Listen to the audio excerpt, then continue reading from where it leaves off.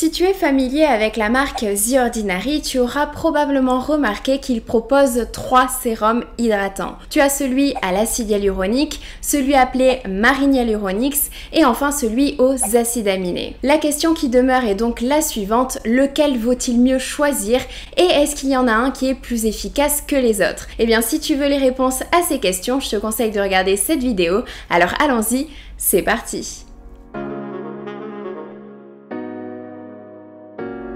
Hey, salut à toi et bienvenue dans cette nouvelle vidéo. Si tu ne me connais pas, je suis Bérangère, ingénieure chimiste spécialisée en cosmétiques et le but de ma chaîne c'est de vulgariser la science des cosmétiques pour te permettre de trouver des produits qui soient efficaces pour ta peau. Si c'est un sujet qui t'intéresse, n'oublie pas de t'abonner à ma chaîne et d'activer les notifications pour recevoir une alerte dès la mise en ligne d'une nouvelle vidéo. Aujourd'hui dans cette vidéo, on va donc parler encore une fois hydratation puisque je le répète, l'hydratation c'est vraiment la base des bases.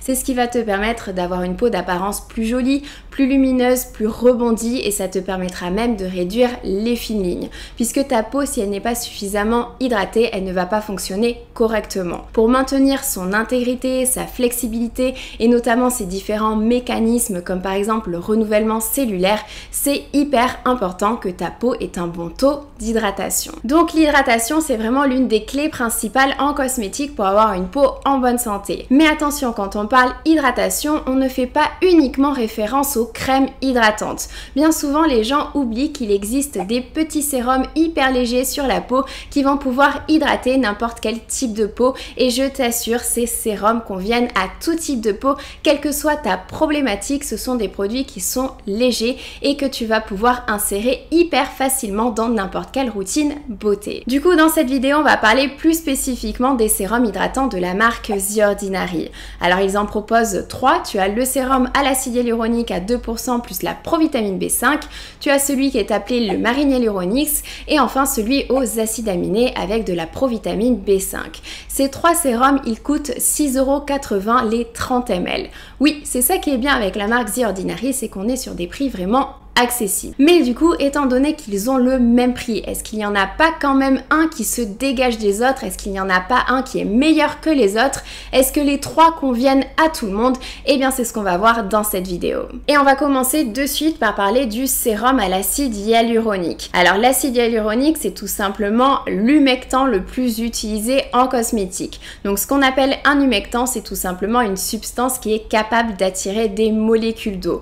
Donc, on dit qu'elle a des propriétés hygroscopique. L'acide hyaluronique, c'est tout simplement le plus connu en cosmétique puisque c'est un ingrédient qu'on retrouve notamment en injectable en médecine esthétique, donc les consommateurs sont très familiers avec l'acide hyaluronique, mais c'est surtout qu'on dit bien souvent que l'acide hyaluronique c'est le meilleur des humectants, c'est l'ingrédient qui est capable d'attirer le plus de molécules d'eau possible. Et ça, c'est tout simplement grâce à sa structure. Puisque l'acide hyaluronique possède des groupements alcool, comme tu peux le voir sur sa molécule, et ce sont ces groupements qui sont capables d'attirer les molécules d'eau. Mais l'acide hyaluronique est-il vraiment le meilleur des humectants en cosmétique? Et bien souvent en cosmétique, il y a un très grand débat entre l'efficacité de la glycérine versus l'efficacité de l'acide hyaluronique.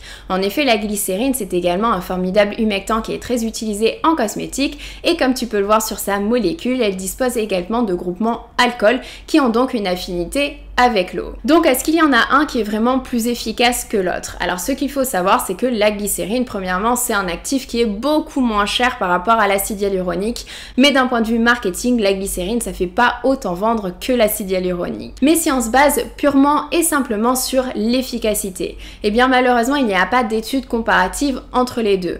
Mais on le sait et on en est sûr, les deux fonctionnent hyper bien en tant qu'humectant en cosmétique. Mais bien souvent, l'acide hyaluronique, il est également privilégié pour d'autres raisons. La première raison, c'est que la glycérine, elle a un sensoriel qui est pas forcément très agréable puisque ça peut former un gel assez visqueux et assez collant qui ne plaira pas aux consommateurs. Tandis qu'avec l'acide hyaluronique, on est capable de l'utiliser à des très faibles pourcentages et donc avoir des sensorialités plus intéressante. La deuxième raison pour laquelle on préfère privilégier l'acide hyaluronique, c'est que aujourd'hui la glycérine c'est une molécule qui est assez simple. Alors que avec l'acide hyaluronique, on s'est un petit peu amusé au fil des années, on l'a retravaillé, on a redesigné la molécule d'acide hyaluronique pour créer de nouveaux ingrédients, de nouvelles matières premières avec des acides hyaluroniques toujours plus performants, toujours plus efficaces, qui vont pouvoir mieux pénétrer dans la peau et donc apporter des bénéfices différents à la peau. Par exemple, dans ce sérum, on retrouve de l'acide hyaluronique à 3 poids moléculaires différents,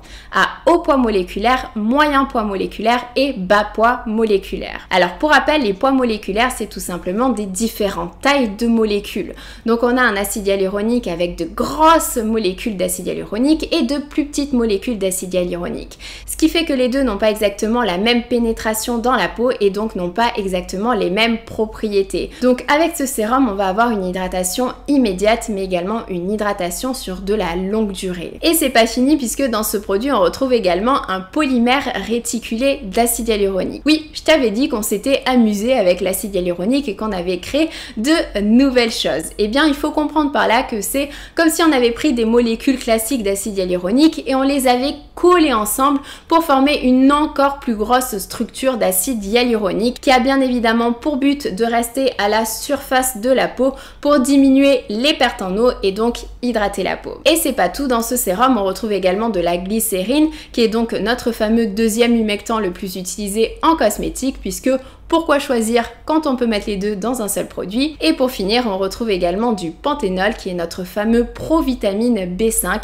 qui permet également d'hydrater la peau. Donc en conclusion, ce sérum il sert bien évidemment à hydrater la peau et il peut convenir à tout type de peau. Mais je le recommanderais beaucoup plus spécifiquement aux peaux matures, c'est-à-dire aux peaux qui cherchent à repulper et qui cherchent à diminuer les fines lignes, puisque il faut quand même qu'on se le dise, l'acide hyaluronique il est sacrément doué pour repulper la peau. Mais du coup, si l'acide hyaluronique il fait partie des humectants les plus intéressants en cosmétique, à quoi sert le produit appelé Marine Hyaluronics? Eh bien, lui aussi, il contient le deuxième humectant le plus utilisé de la cosmétique, qui n'est autre que la glycérine. Mais il contient également des acides aminés. Et figure-toi que les acides aminés, ils font en fait partie d'une grande famille d'ingrédients qu'on appelle les facteurs naturels d'hydratation. Si on les appelle comme cela, c'est tout simplement parce que ce sont des composés qui sont naturellement présents dans notre peau et qui servent justement à maintenir l'hydratation de la peau. Et les acides aminés, dans une liste des ingrédients, ils sont facilement reconnaissables puisque ce sont des composés qui finissent tous par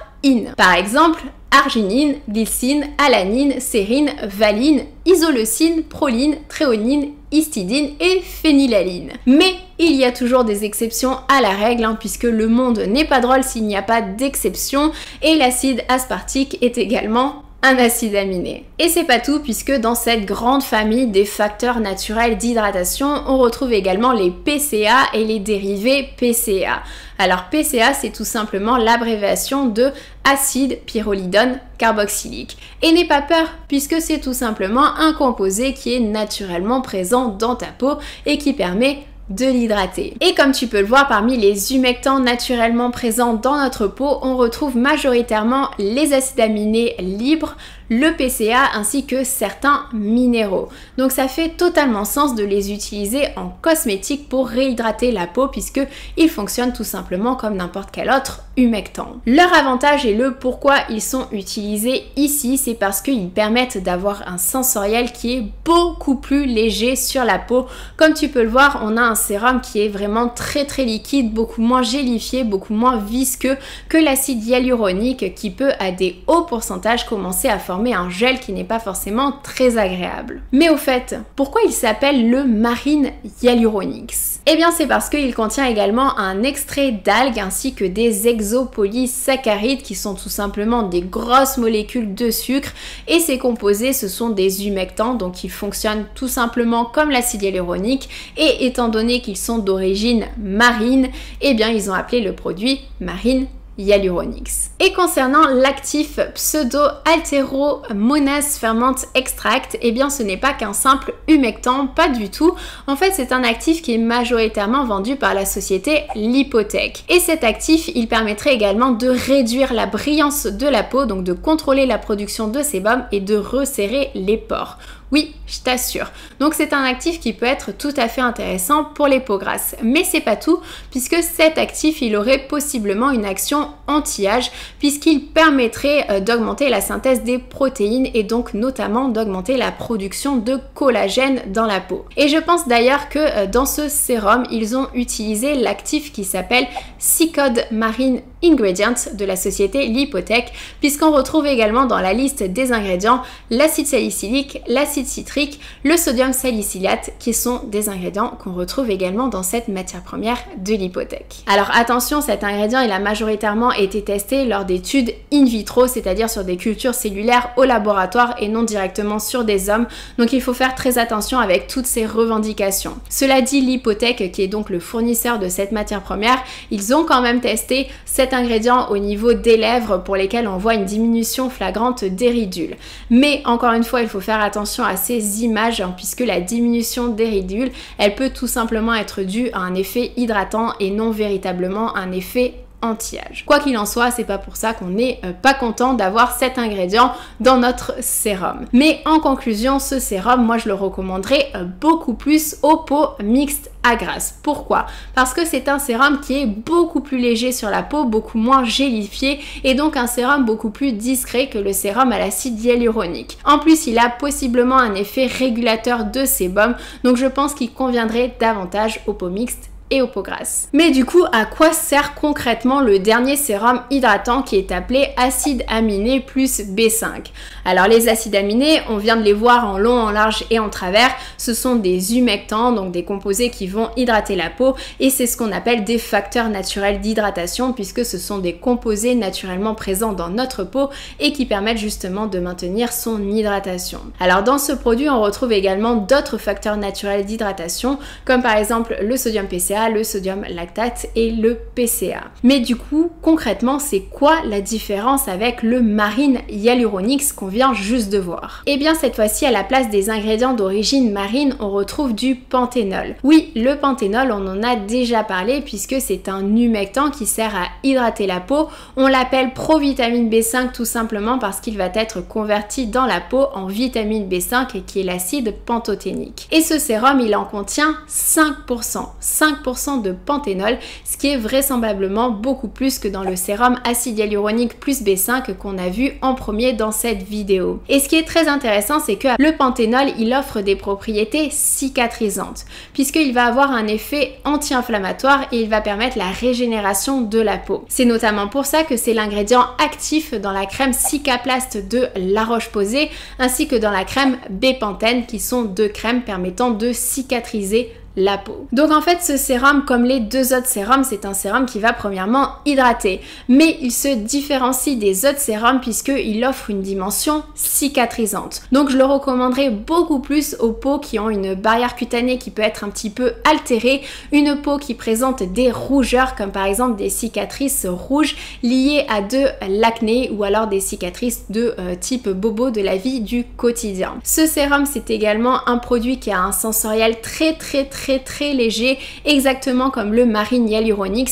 D'ailleurs, la différence de sensorialité entre les deux est quasi imperceptible. Donc si je résume, ces trois sérums sont bien évidemment des sérums hydratants qui conviendront à tout type de peau. Mais je recommanderais davantage le sérum à l'acide hyaluronique pour les peaux matures, donc pour les peaux qui cherchent un sérum repulpant pour diminuer les fines lignes, tandis que le marine hyaluronique est lui un sérum beaucoup plus léger, beaucoup plus discret, qui conviendra beaucoup plus aux peaux mixtes à grasse puisqu'il offre possiblement un effet régulateur de sébum, tandis que le dernier qu'on a vu, qui est le sérum aux acides aminés plus panthénol, qui est la provitamine B5, je le recommanderais beaucoup plus aux personnes qui ont la peau sensible, qui présentent des rougeurs, des cicatrices ou alors des inflammations. Cela dit, je tiens à préciser encore une fois que ces trois sérums sont des sérums hydratants qui conviendront vraiment à tout le monde, à tout type de peau, et que généralement leur appréciabilité, eh bien ce sera en fonction des préférences de chacun. Donc libre à toi de tester les trois et de voir celui que tu préfères. Personnellement, en ce moment, pour avoir testé les trois, je préfère celui aux acides aminés plus panthénol qui me convient beaucoup plus puisque j'ai une peau qui présente quelques rougeurs. Si tu as testé les trois, n'hésite pas à dire celui que tu as préféré en commentaire. Moi, je te fais de gros bisous, prends soin de toi, je te dis à très vite pour une prochaine vidéo. Ciao!